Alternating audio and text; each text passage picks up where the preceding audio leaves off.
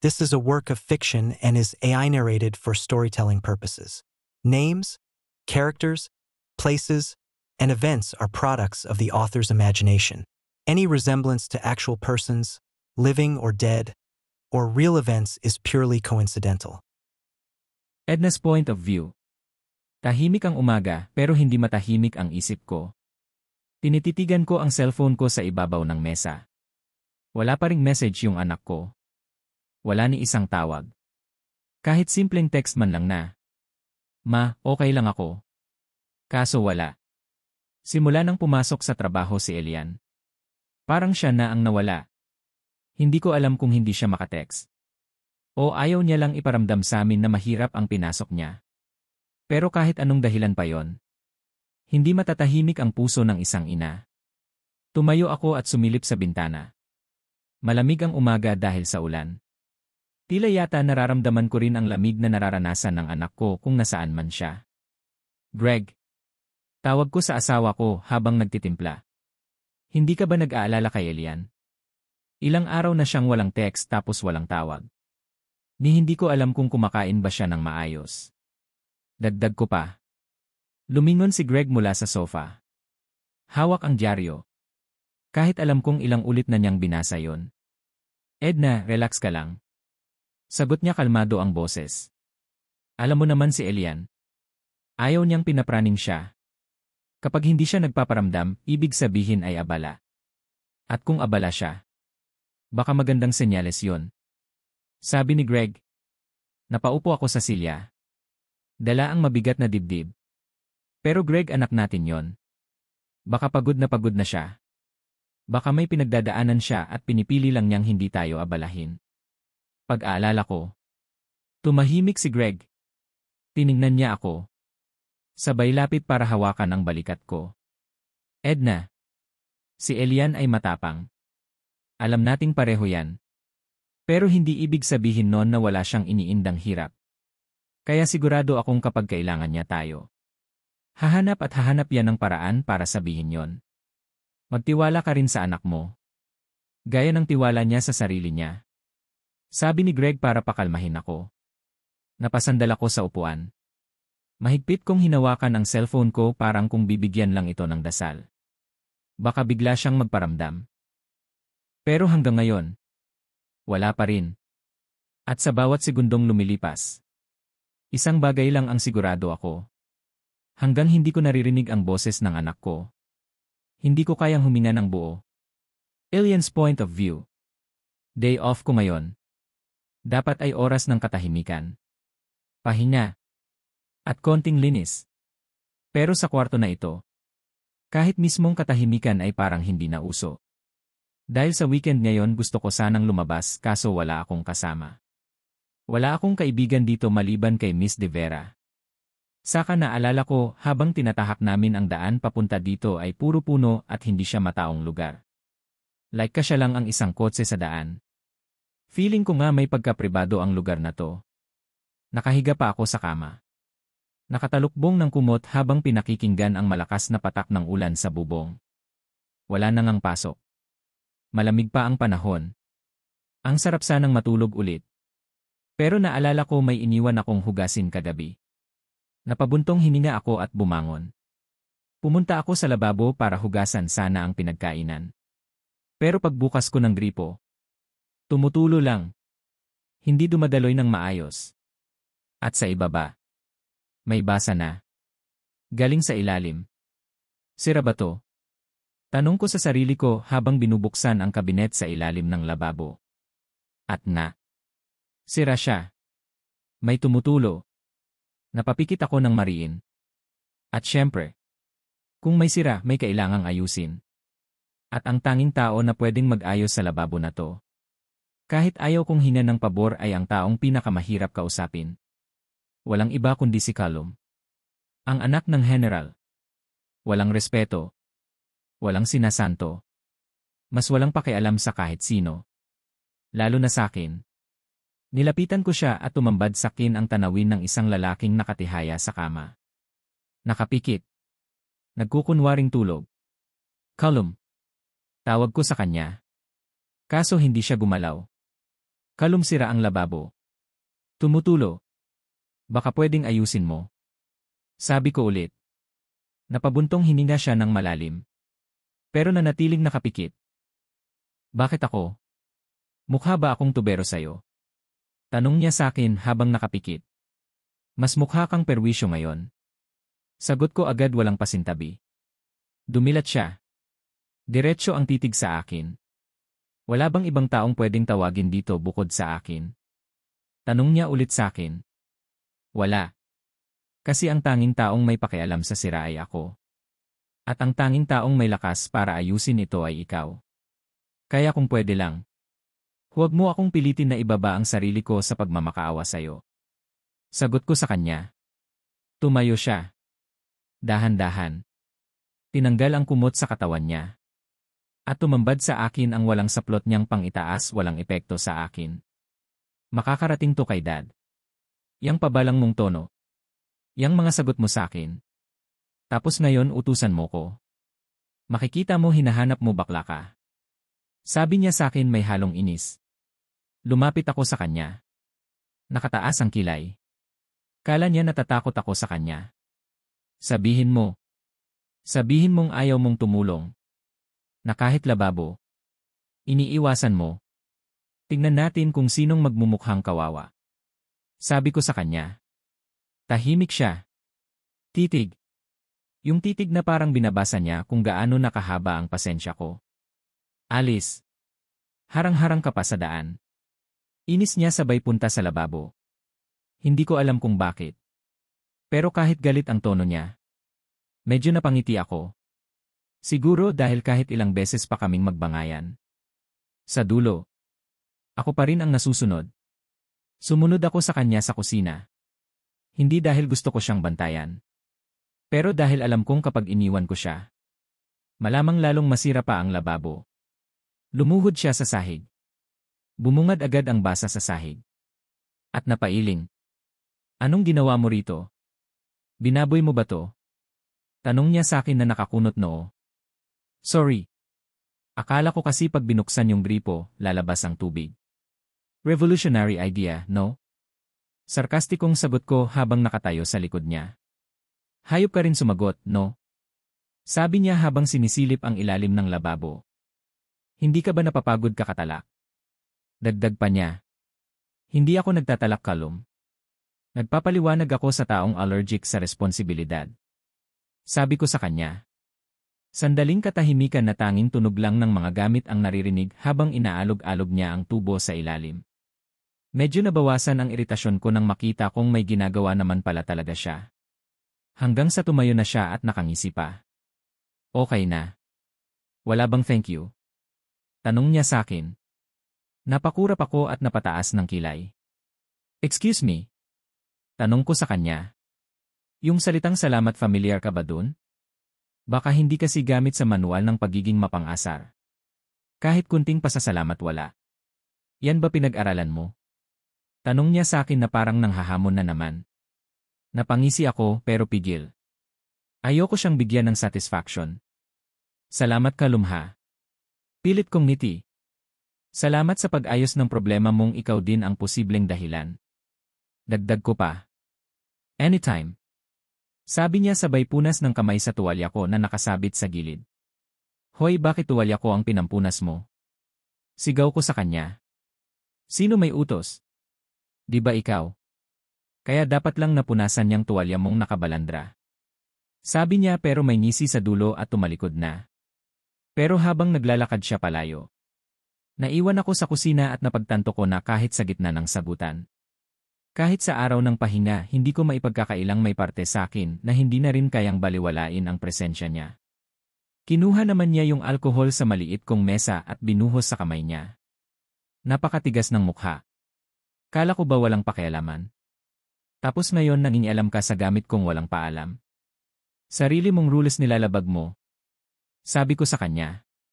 Kwarto ko to. At wala kang magagawa. Sabi niya sabay hilata. Di na lang ako nagsalita kasi nga mahilig siyang simulan yung away namin. Yung tipong hihingi ka lang ng tulong tapos mapapalaban ka pa sa sagutan. Kaya binaling ko na lang tingin ko sa mga hugasan dahil gusto kong lumabas sa kwartong to. Pasado 3:00 na ng hapon pero malakas ang ulan. Halos hindi mo makita ang bundok sa di kalayuan. Lumikha ito ng malamig na hangin na dumaan mula sa bintana ng kantin ng Camp Valesta. Paborito kong spot tuwing ganitong panahon. Mainit na kape. Katahimikan. At ako lang mag-isa sa dulong mesa. Walang sigawan. Walang tanong. Walang sagutan. At mas lalong walang kalum. Gusto ko sanang tumawag kila mama para mangamusta kaso walang load dito. Sabi ni Miss De Vera lumalabas sila para magpa-load pero may kalayuan. Sigurado akong nag-aalala na sila mama at saka papa. Nakahawak ako sa mug habang nagbabasa ng novel. Sarap sanang magbabad sa tahimik na maulang hapon. Pero naputol ito nang may marinig akong tumigil sa harap ko. "Excuse me sir. Pwede ba akong makiupo?" Tanong ng lalaki, malalim ang boses niya. Pero magalang. Pag-angat ko ng tingin. Muntik ko na nang mabitawan yung hawak kong novel. Matangkad. Maputi. Malinis ang gupit. Maayos ang postura. At nakangiti. "Sure." Sabi ko. Umupo siya sa harap ko.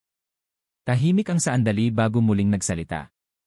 "Cadet Lock Floors pala. First time ko po kayong makita rito.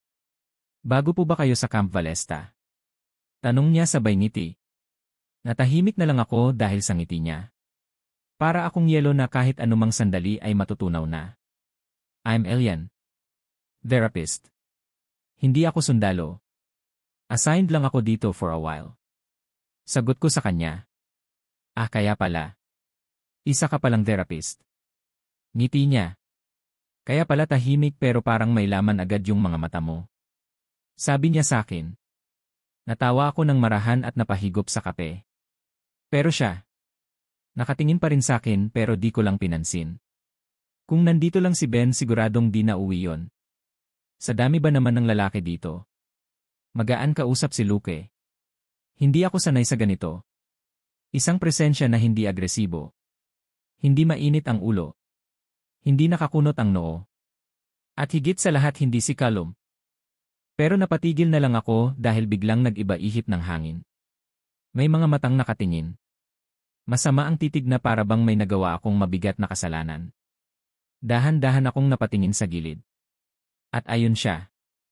Si Callum. Nanlilisik yung mata. Nasa kabilang mesa. Hawak ang mug. Nakatingin sa akin na para bang nahuli niya akong may tinatago. Matalas ang mata. Hindi ko alam na nandoon siya. Akala ko. Nasa loob pa siya ng kwarto. Nakababad sa kumot at tinatamad gumalaw gaya ng dati. Wala akong pakialam kung masama tingin niya. Hindi naman ako kabit ng oras niya. At higit sa lahat, hindi ako sakop ng mood swings niya. Weekend ngayon no.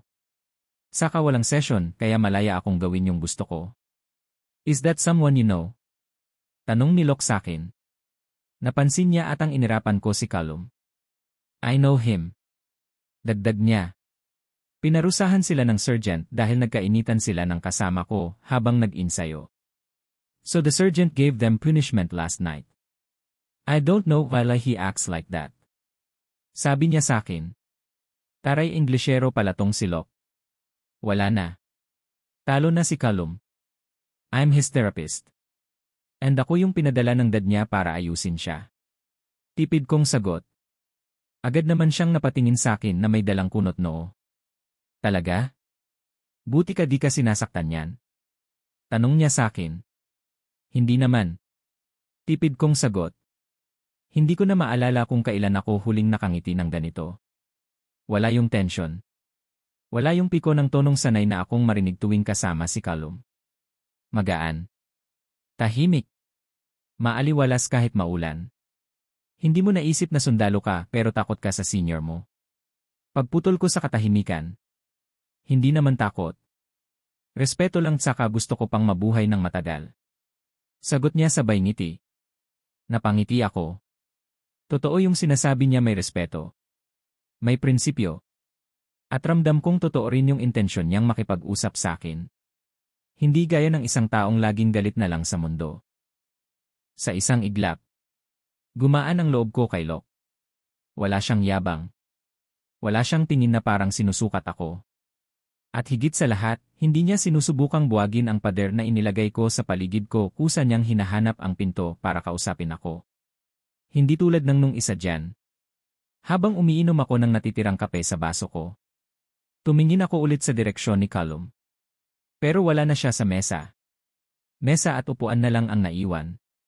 Umalis na siya. Binalik ko ang tingin ko sa mesa. Tahimik si Luke saglit habang nag-aayos ng tray niya. At doon ko napatigil ang sarili sa isang tanong na ilang araw ko na rin pinipigilan. Saan nga ba kumukuha ng pambili si Callum?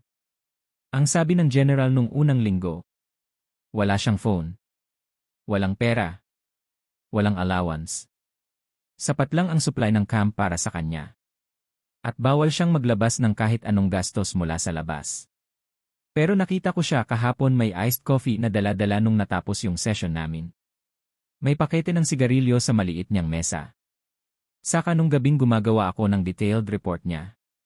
Pumasok siyang may dalang mga pagkain. Paano nangyari yon? May tinatago ata tong lalaking to sa dad niya. Everything okay? Tanong ni Luke sakin. Ha? Sorry, may iniisip lang. Sagot ko. Habang patuloy kaming nagkukwentuhan. Napapansin kong palagi siyang nakatingin diretsyo sa mga mata ko habang nagsasalita. Hindi yung bastos o feeling close. Kundi yung tipo ng tingin na sinserong gusto kang kausapin. Gusto kang makilala. Ang tahimik mo. Pero parang alam mo agad kung kailan magsasalita at kailan lang makikinig. Sabi niya sakin. Occupational hazard. Sanay na akong tumanggap ng kwento. Kahit hindi palaging totoo. Sabi ko.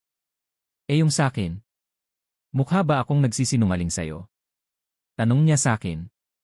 Napabuntong hininga ako at nagpabiro. Hindi ka naman halatang may tinatago pero hindi rin kita kilala. Sagot ko sa kanya. Pwede mo naman akong kilalanin. Sabi niya. Yung boses niya parang may kumpiyansa pero may halong kaba. Pumitik ang dibdib ko sa sagot niyang yon. Tumingin ako sa oras. Malapit nang mag-alas 5 at medyo nabawasan na ang ulan. Naalala ko bigla yung detailed report ni Callum baka kasi biglang bumisita dad niya. Tumayo ako at kinuha ang tray. Salamat sa kwento, Cadet Luke. Pero may kailangan pa akong tapusin. Sabi ko sa kanya. Tumayo rin siya. Halatang ayaw matapos ang usapan. Pero nauna na akong naglakad at naiwan siyang nakatayo. Sir Elian. Tawag niya sa akin dahilan para mapaharap ako sa kanya. Enan? Tanong ko sa kanya. Lumapit naman siya sa akin at halatang nahihiya pero alam kong may gusto siyang sabihin. Pwede ko bang hingin yung number mo? Pero kung ayaw mo. Okay lang. Nahihiya niyang sabi. Tumigil ako. Tumingin sa kanya. Hawak niya yung phone niya. Hindi hawak ng kumpiyansa gaya kanina. Kundi parang kinakabahan talaga. Parang high school crush ang approach. Para saan? Tanong ko. Kalmado ang boses pero mabilis ang tibok ng dibdib. Wala lang. Pang-message minsan. Or kung kailangan nyo ng kasama sa kape kapag maulan ulit. Sabi niya. Ngiting nahihiya pero totoo. Tahimik ako saglit. Tiningnan ko siya at sa dami ng tao sa camp na palaging galit. Palaging mayabang. Palaging mainit ang ulo. Ngayon lang ako nakaramdam ng ganitong magaan at totoo. Kinuha ko ang phone ko. At binigay number ko. Don't give it anyone else. Sabi ko sa kanya. Saka di ako mahilig sa text. Dagdag ko sa kanya. Saka don't abuse it. Dagdag ko ulit. Promise. Hindi ko ito kukulitin unless may ulan ulit. Sabi niya sa akin. Sabay kaming umalis at kumaway naman siya sa akin bago kami mahiwalay. Hay kung ganun lang sana si Callum, edi sana wala kaming problema. Walang ingay sa loob ng kwarto naming dalawa. Pero hindi. Dapat siya yung masusunod. Dapat siya yung hari. Puntahan ko muna si Miss De Vera, need niya daw ng tulong ko para sa mga profiles ng mga kadet. Maya na lang siguro ako balik sa kwarto, baka kasi pag-initan na naman ako ng ulo. Ben's point of view. Ben, sandali lang naman. Sagutin mo lang ako. Sabi ni Nathan. Halos habulin na ang hininga habang sinusundan ako palabas ng maliit na cave kung saan ako nagpa-me time. Ano nga ba ulit yung tanong mo? Tanong ko sabay tungo sa iced latte ko na halos wala ng yelo. Kung saan nagtatrabaho si Elian? Please ngayon lang. Sagot niya agad. Hindi ko siya tiningnan. Alam kong nandun lang siya sa tabi ko. Nakatayo. Yung usual niyang formal na ayos na parang hindi marunong makasakit ng damdamin pero nasaktan niya si Elian. Ben, please. Hindi na siya nagpaparamdam sa akin. Tinadtad ko ng chats pero walang scene. Baka ikaw lang ang pinagbilinan. Sabi niya sa akin na may halong pakiusap. Napasabi na lang ako sa isip na. Wow. So ngayon concerned ka? Napangisi ako. Pero hindi sa tuwa. Pigil yung gigil ko. Wala akong alam kung nasan siya ngayon. At kahit na alam ko bakit ko sasabihin sa'yo. Tanong ko sa kanya. Natahimik siya. Sakto. Kasi alam niyang may tinatama yung sinabi kong yon. Ben, kaibigan ko si Elian. Hindi ko lang talaga alam na mahal ka niya. Putol ko sa sinasabi niya. Napalingon na ako. Diretso sa mga mata niya. Na araw-araw mong sinasabi sa kanya na salamat Elian. Habang sinasaktan mo siya nang hindi mo alam. Dagdag ko pa sa kanya. Nagkibit balikat siya. Napalayo ng kaunti. Pero halata sa mata niya alam niyang totoo. Alam niyang may kasalanan siya. Kahit minsan, hindi ko sinadyang. Exactly. Pagputol ko ulit sa sinabi niya. Kahit minsan. Hindi mo sinadya pero ginawa mo pa rin. Binaliwala mo siya. At ngayon. Ngayong hindi mo na siya maabot. Ngayon ka lang nagkukumahog. Wow. Applause. Palakpak ko sa kanya. Tahimik siya pero nakatingin pa rin sa akin. Hindi siya nagpaalam sa'yo kasi ayaw ka na niyang maistorbo. Kasi kahit ilang beses niyang pinilit, kaibigan lang ang tingin mo sa kanya. Habang siya. Buong pagkatao niya binibigay niya sa'yo nang hindi mo naman hinihingi. Dagdag ko pa. Ben, napag-usapan na namin yan ang gusto ko lang siyang makita. Ayusin. At mag-sorry man lang. Mahina niyang sabi sa akin. Napag-usapan niyo nga. Pero kahit mga salita mo di kayang pagalingin yung sugat na dala-dala ni Elian palayo sa'yo. Sabi ko. And yes. Too late na Nathan. Ang tanong kasi gusto ka pa ba niyang makita? Tanong ko sa kanya. Umalis ako nang hindi na lumingon. Ramdam ko ang bigat sa likod ko yung presensya ni Nathan. Na ngayon lang napagtanto kung anong meron siya nang wala na si Elian sa tabi niya. Ayokong nakikitang umiiyak yung kaibigan ko dahil sa kanya. Tapos siya wala lang. Walang nararamdaman? Sa ilang taon nilang pagsasama wala sa kanya yung kaibigan ko. Anong kwenta ng mga pa-flowers? Late night talks. Mga alaala nila kung di pala siya tunay sa nararamdaman niya. Pero totoo yung sinabi niya. Wala din akong update kay bakla. Baka tinotoo talaga niya ang magpakabisi-bisihan sa trabaho. Makalimutan lang ang mga alaalang dapat kalimutan. Mga alaalang paulit-ulit siyang sinasaktan. Column's point of view. Nakasandal ako sa pader sa labas ng kwarto namin. Nakapulupot kamay ko sa dibdib habang nakatingin sa malayo. Wala akong ginagawa o walang gana. Wala akong hinahanap. Ang totoo, siya ang hinihintay ko. Si Elian. Yung therapist niyong bida-bida. Natulog lang ako ng hapon wala siyang paramdam. Wala na siya sa kwarto. Habang ako gutom dahil hindi siya nagluto. Alam naman niyang di ako marunong magluto tas iiwan lang ako ng walang paalam. Tapos makikita ko siya sa kantin may kalandiang kadet. Ayos ah. Kaya nang marinig kong papalapit na ang mga hakbang niya sa hagdan papunta dito sa taas. Bigla akong tumayo ng diretsyo. Nanigas ang pangako. At bumungad naman yung therapist na magaling sa lahat. Pagod ang itsura. Pero may ngiting pilit dahilan para mas lalong sumiklab yung inis ko. Binigyan ko siya agad ng tingin na parang kutsilyong may apoy. San ka galing? Alam mo ba kung anong oras na? Alam mo ba kung anong trabaho mo? Mga tanong ko agad sa kanya. Napatingin siya sa akin, kita ko sa mukha niya ang gulat. Sa office. Kay Miss De Vera. Nagpatulong siya sa akin. Sagot niya sa akin agad. Tumikim ako. At lumapit sa kanya. Sigurado ka? O baka naman kasama mo pa rin yung kadet na kausap mo kanina? Tanong ko sa kanya. Bigla namang napataas ang kaliwang kilay niya dahil sa tanong ko. Excuse me? Taas kilay niya. Yung lalaking kasama mong tumatawa sa kantin. Yung mukhang ready nang ipagpalit mo yung trabaho mo. Ikaw masayang nakikipaglandian tapos ako gutom. Anong klaseng trabaho meron ka?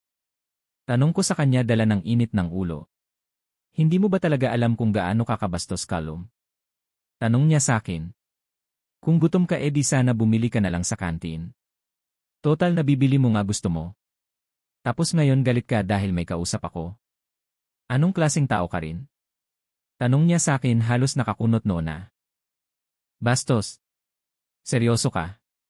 Therapist ka pero kung makipaglandian ka sa harap ng buong kampo. Pati imahe ko nadadamay.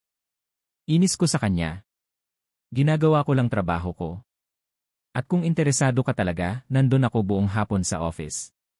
Kung gusto mo, puntahan mo si Miss De Vera at itanong mo kung nagsisinungaling ako.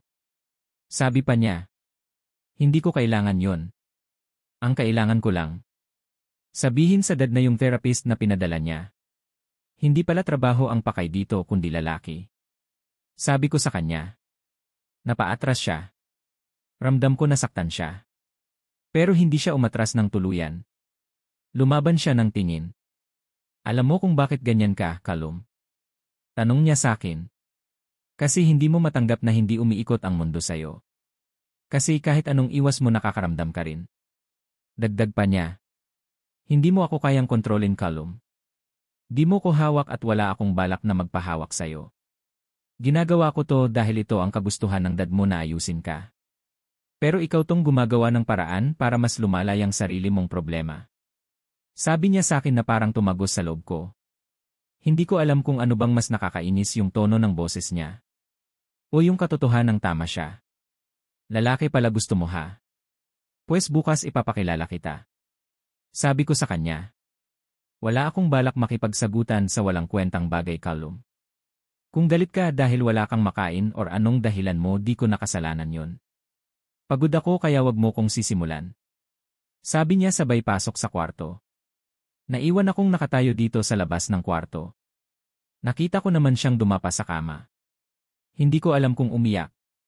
Pero sa totoo lang naiinis ako dahil sa ginagawa niya. Wala na ngang ginawa buong maghapon sa kwarto. Nakuha pang makipaglandian. Lalaki pala ha. Pues pagbibigyan kita. Sabi ko. At dito po nagtatapos ang Chapter 7. Salamat po sa pakikinig at pagsubaybay sa kwento. Maraming salamat po.